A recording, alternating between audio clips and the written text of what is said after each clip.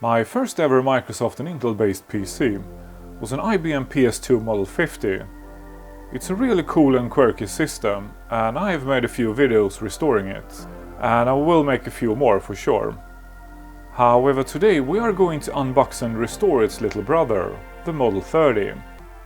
I actually had one of these little IBMs at school back in the day, and so did another YouTuber on the channel Tony359.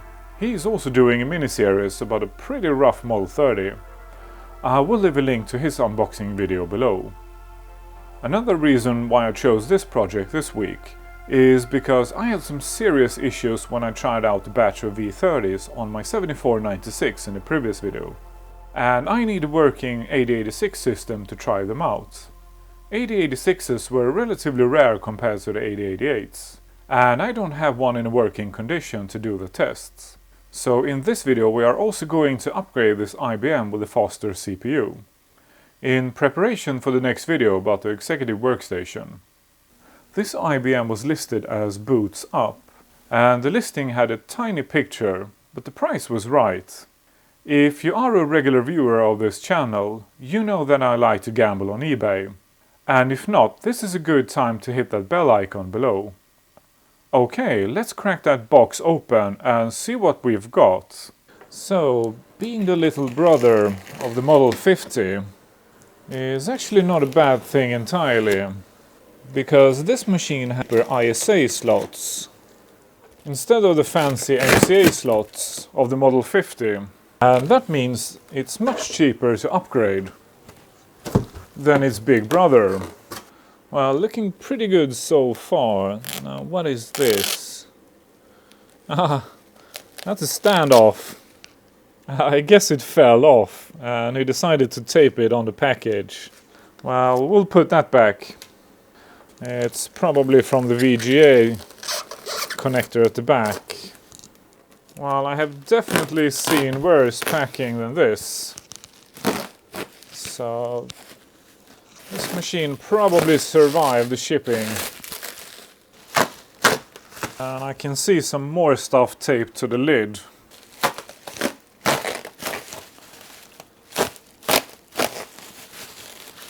That would be the power cord. Well, it's pretty grimy, so we're gonna have to do some cleaning here. Yeah, there's some nasty glue residue from old stickers, but let's hope it doesn't have too many scratches or cracks. And at the front we have some more glue residue, and it has one of those lovely red switches. Okay, let's see what model it is. Well, it does have a hard drive from what I can tell, so it's probably the 021. Let's check that label. 8530-002, so it's not a 021. I thought these came with dual floppies.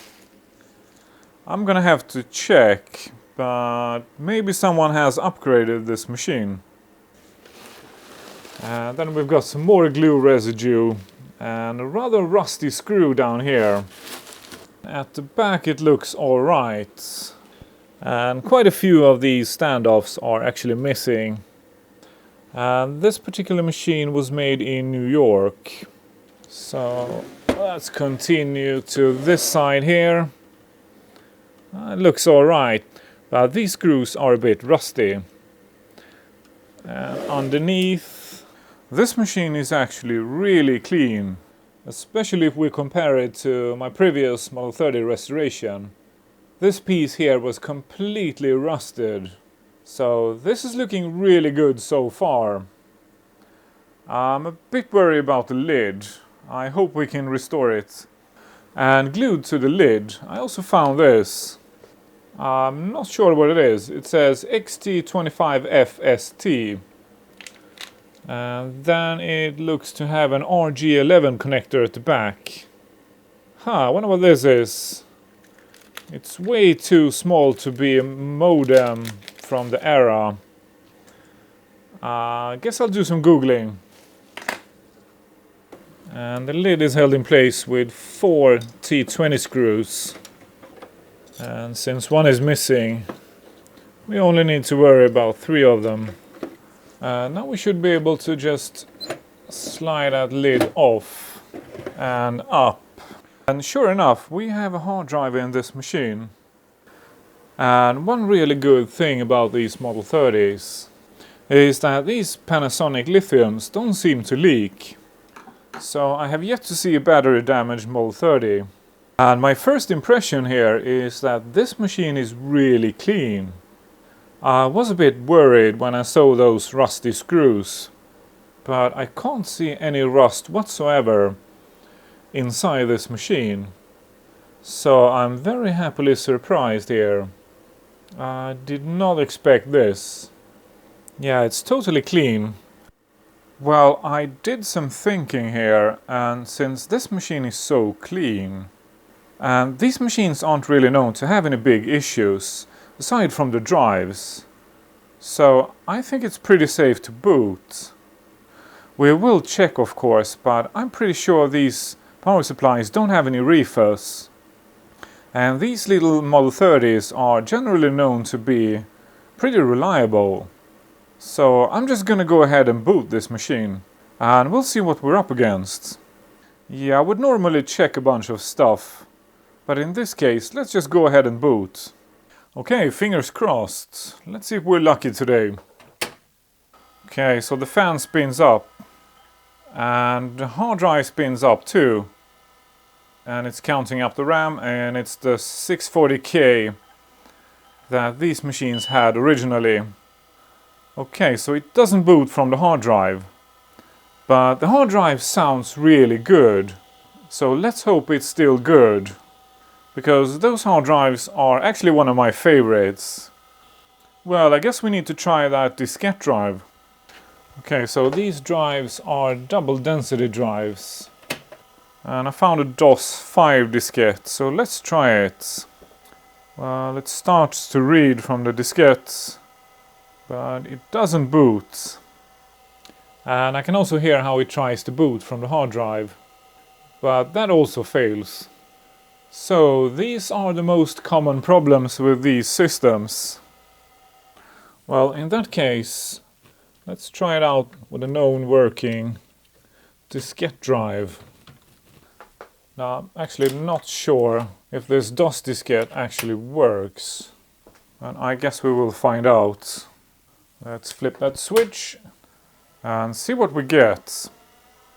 Yeah, that diskette is one of many MS-DOS diskettes that I picked up at Computer Reset. And from what I can tell, it doesn't actually work. So let me see if I can find another diskette. I guess we should try the original drive first. No, that didn't work. And I'm pretty sure that diskette is tested good. Huh. It doesn't seem to work. Okay, so perhaps we have a more serious issue with this machine. Now I have the spare drive hooked up as drive B. And I just realized that I probably need to change some jumpers to make that work. Yeah, so I made a mistake here. Let me correct this and we'll try again. And the reason why I connected it as drive B is because the cord is too short to reach the drive sitting on top of the original drive. And now we can just pull it out of the machine. And with the drive in the correct position, that cord is long enough. Okay, let's try again. Fingers crossed. And it starts to read from the diskette drive. And the machine boots. Awesome. We've got DOS running from the diskette drive.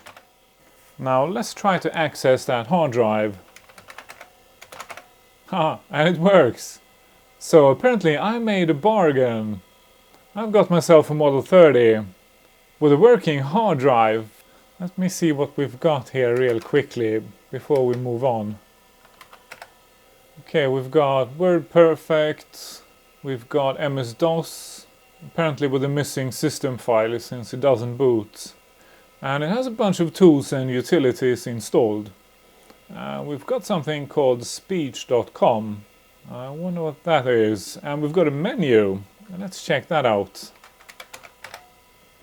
Select the desired function and press enter. WordPerfect, SuperCalc, DBase, PC Backup. And the last option is buy, done for the day. Okay, so someone was playing around with batch files on this PC. I guess we should just try something.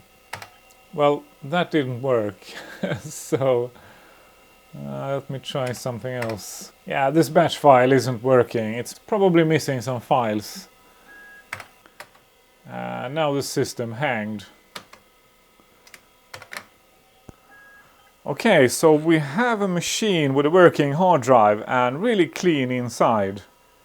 The diskette drive is broken, and that was expected, of course. If you have played around with these machines, you were expecting a broken diskette drive too. Well, I guess the next step is to take the machine apart so we can clean it. And then we'll see if we can repair that diskette drive. And the hard drive is missing a locking pin that should have been stuck inside this hole. So I'm still thinking that this machine has been upgraded with a hard drive. And I will of course check. And the hard drive just pulls right out of the case, because it sits on these plastic rails. And in DOS, I think we had a date from 1996. Let's check that CMOS battery. 2.6, almost 2.7 volts left. These batteries are pretty remarkable. And the date code on this battery is August of 1987. So this is the original battery. I'd say that's pretty cool. And the original voltage of these batteries were 3 volts. Yeah, I'm really impressed by Panasonic. We need to remove this bracket first. Now we can just pull this out. And I guess we'll remove those ribbon cables too. And the ribbon cable for the hard drive. And since the drives get their power from the ribbon cable, the power supply on these machines only have these 2 connectors. And that's enough to remove the motherboard. And this machine is from the era where the back of the machine actually mattered. So it has a plastic cover for the back of the machine. And it's held in place with plastic clips that could be a bit tricky to reach. So I'm gonna be a bit careful here. And I'm using the screwdriver for bolt head screws when I remove these clips. Definitely not intended for the task.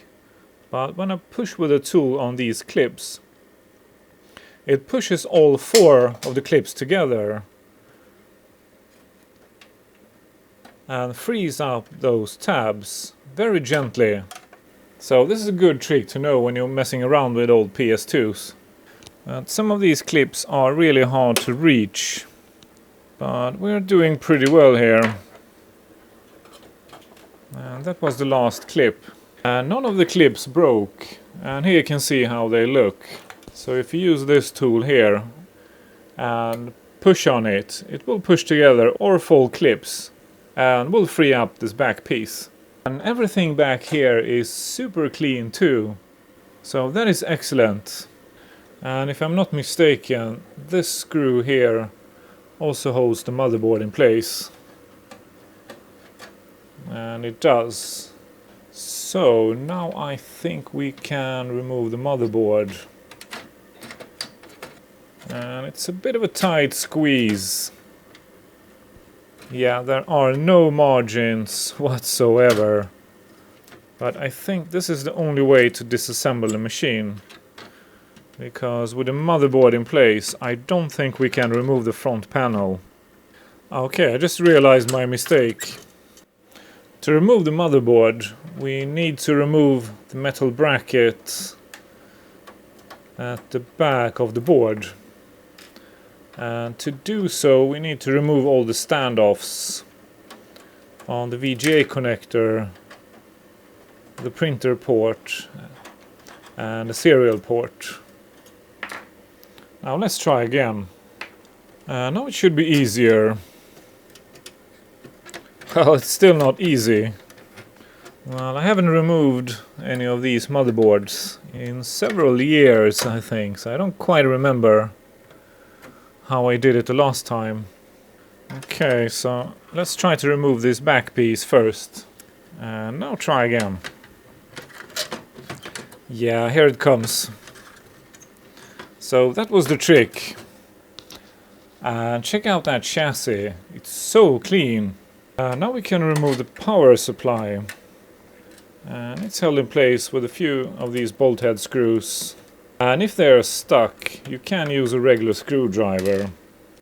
And then we only need to remove the rod that is connecting the power supply to the front power switch. So the actual power switch is on the power supply. And then it's connected with this rod to the front power switch. Really weird, but it works. And now we can remove the power supply. Someone has stored this machine really well. And then the front panel is only held in place with one screw, but also tons of plastic clips. And most of them are easy to reach from the back. So I only need to push with a screwdriver and they will pop off. But one of them is hidden underneath. And that's the tricky bit about removing these front panels. But I can barely reach it with my bolt head screwdriver from the back. So let's try to push on it and see if we're lucky. Yeah, these front panels could be really rough to get off. I'll try from the other side. Yeah, let's try from this side instead.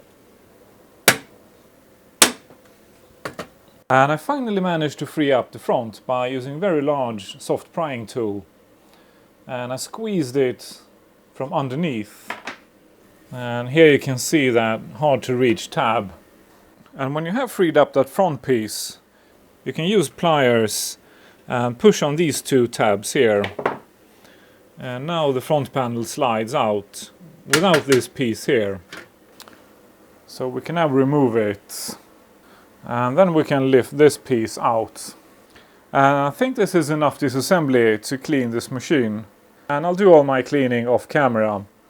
So we're gonna move on to repairing that diskette drive. Okay, let's move on to the drive. And we've got a sticker here that says warranty expiration date 14th of May 1992. So I guess I'm gonna have to fix it myself. And the common faults with these drives are leaky caps on the lower PCB and misaligned heads. And then there is also rubber pad inside that is glued in place. And that glue can dry up. And sure enough, that pad is missing. So it's probably somewhere inside this drive. So there we have our first fault right away. Let's see if we can find it. So now we can remove the PCB. And then this shield. Now let's see if we can find our rubber pad. No, I can't see it, so it has probably fallen out. So let's hope the drive will work without that pad. Now we can remove the rails underneath the drive. Because there are a couple of screws underneath that we need to reach. Now we can access these screws here. And here are those caps that tend to go bad. And I noticed that these screws are locked in place. And in my previous repair of one of these drives, one of these screws had come loose, so I guess it's needed. And now we should be able to pull this drive out of its cage. And it's held in place with a couple of rubber pads on the sides here. And if I remember correctly, we need to pull the drive back and then up. They could be quite stuck, as in this case here. Yeah, now I think I remember. It needs to be pulled up and then pushed out through the front of the cage. Yeah, here it comes. And this spring here belongs in the eject button here. And we can't just turn it around, because then the entire weight will be on the heads. So we need to put something underneath, like so. Okay, let's check those caps and see if they are leaking. That's hard to tell, actually. Let me move much closer in. Well, I did an inspection and there is no visible leakage. So I guess we need to try out my new ESR meter and see if those caps are bad. But first we need to remove this wire here, because it probably doesn't like excessive heat.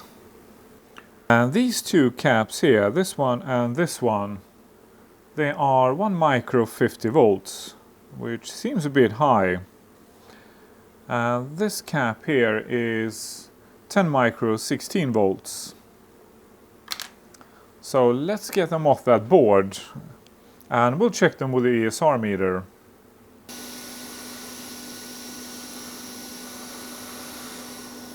So that's our first cap. Yeah, my old ESR meter was a bit of a toy,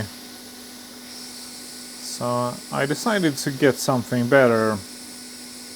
And I guess we might as well clean this up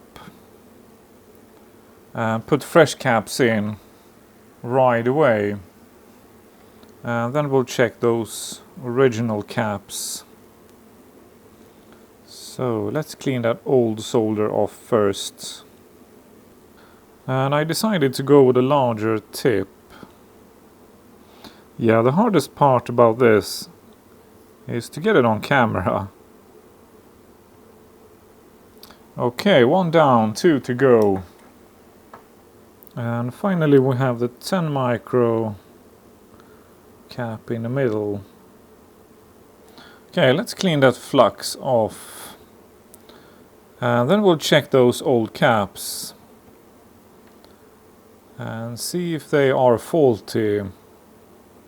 They sure didn't look like they are. And here's my new toy. So this is the MESR 100, and I think this is the second revision. Now, is that protective plastic? Yes, it is. Let's remove that. Oh, maybe that was a bad idea, because now I think it's harder for you to see what's on the display. We'll sort that out. Let's turn it on. Yeah, that is not going to be easy for you guys to see. Let me try something out. How about this angle? Yeah, now it's actually easier to see on camera than in real life. Well, let's try it out with the new cap first. And we've got 5.5 ohms. And the display also tells us that it's good if the cap is below 10 micro. Well, in this case it actually is 10 micro. And then we also have this sticker down here. And we've got some values here. So for 10 micro, 16 volts. And these are standard worst case. And it gives the value of 8. And we're at 5, so I guess it's good. Let's try something easier than these SMD caps. Okay, let's try this one out. And this cap here is 100 micro, 100 volts. And we're getting 0.08. Let's try another one. Okay, let's try this one. And this is a 4.7 micro, 50 volts. And we're getting a reading of 0.8. And we are told that it's a good cap if the cap is 200 micro or less. And it certainly is. Now let's try something really beefy. So this is a 200 volt 330 micro cap. We're getting a reading of 0.09. And apparently it's good if the cap is below 1000 micro. Now let's test those caps that we had in the drive. Okay, let's see what it gives. This is the 1 micro 50 volts. We're getting 2.6 ohms. So according to the ESR meter, this cap is okay.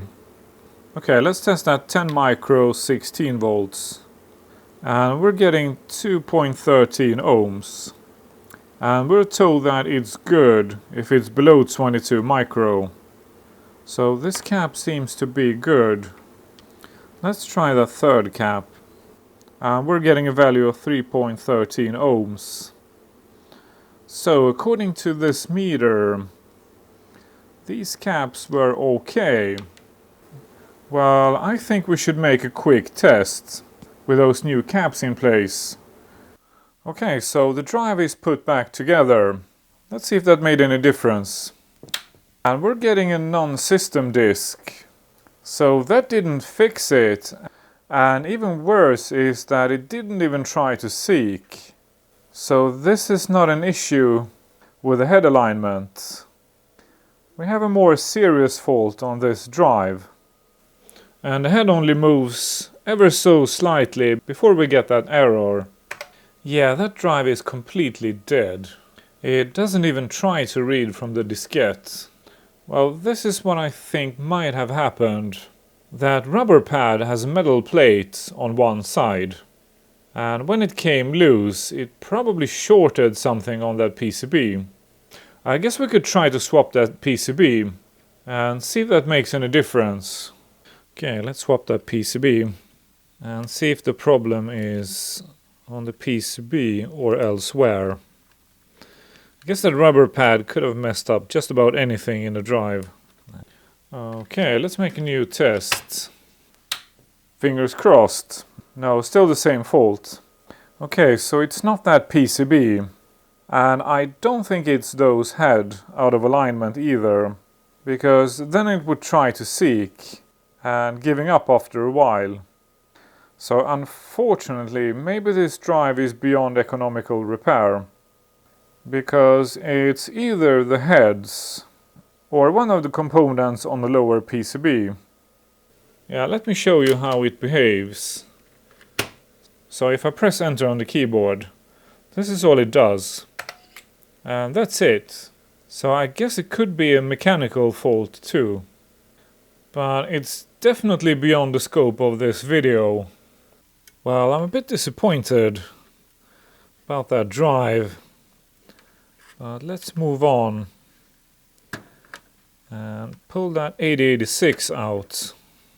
And add some deoxit in the socket. And try out one of those V30s. So when I try these in my 7496, I got some really weird behavior. So what I want to find out is whether there's something wrong with these chips. And in that case it's a batch of 4. Or if it's something with the 7496 that is causing this misbehavior. Let's boot and find out. And I don't actually remember what errors we got on the 7496 with those V30s, but it was behaving really weirdly. Well, it seems to boot normally. Yeah, I don't think we got past even this stage here. And now it's running DOS. So there's probably nothing wrong with those V30s. That problem lies with the 7496. Well, I guess now it's time to reassemble this machine.